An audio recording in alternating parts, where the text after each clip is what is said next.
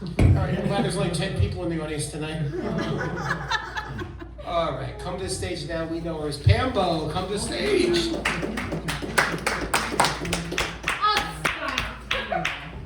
How you doing, everybody? Hello. How you doing, Pam? How you doing?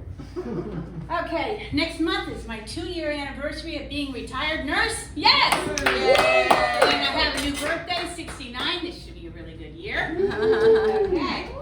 And I've been in the honeymoon phase of retirement. So for the last 2 years, my motto has been, I don't wanna, I don't have to, I'm retired.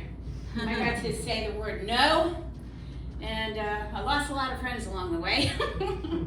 Between not being available anymore, and since you don't work with them and you're out of the picture, you don't hear from anybody anymore. So I made new friends. I started comedy.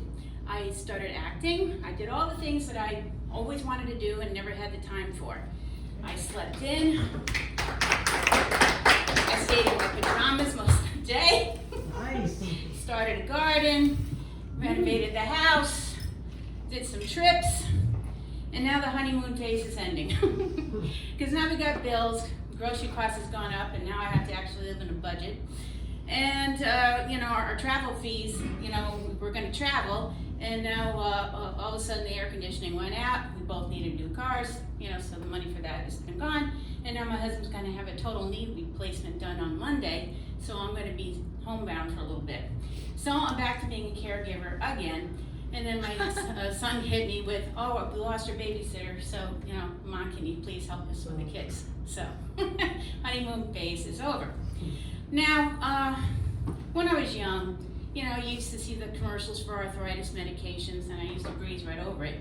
And now I'm absolutely fascinated because I need a cure for arthritis because my knees are killing me. And then I noticed that I'm constantly having to put the television volume up. And so I decided to get one of those free hearing tests. And geez, surprise, I got mild hearing loss, and now I'm wearing hearing aids as well as new glasses. So boy, do I feel old right now. So I keep doing things to keep my mind going, jigsaw puzzles, taking singing lessons, trying to learn a new language. And I noticed I was putting 1,000 steps more on my Fitbit because I was constantly entering rooms saying, what did I come in here for? You get that too? All right. So I said, well, maybe, get a part-time job will, stimulate my cognition and, get me around people, and I won't be so isolated anymore.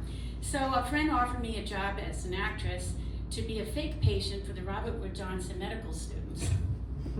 Perfect job for me, right? I'm an ex-nurse. I get to act out.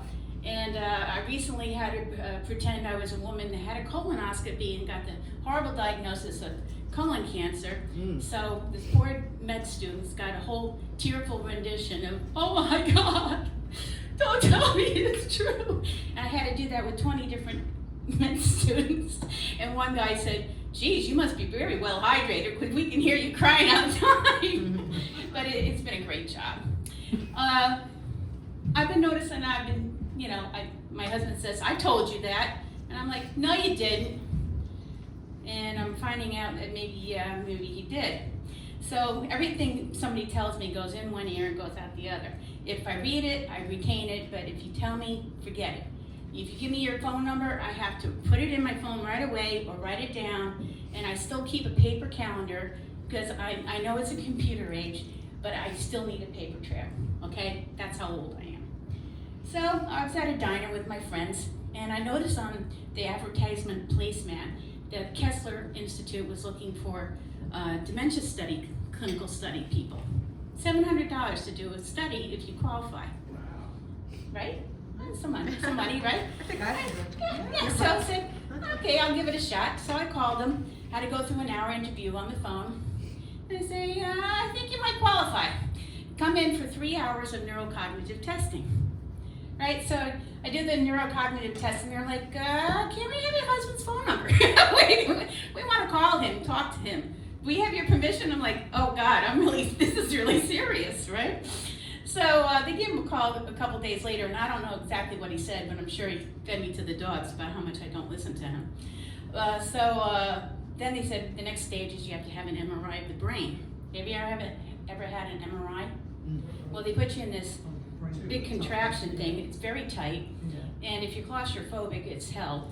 But they put this cage over your head, and you're doing computer tasks with a screen that you're looking at. Meanwhile, your head is like in a vice, and you can't move for like an hour. And they give you a button over here for the yes and no answers, and another one for the panic button. So I managed to do it, and the MRI things are very, very noisy. So they put headphones on you too, and you can still hear the thing rattle. So now I'm starting cognitive therapy. So if you come up to me and say, remember me, chances are I don't. Thank you.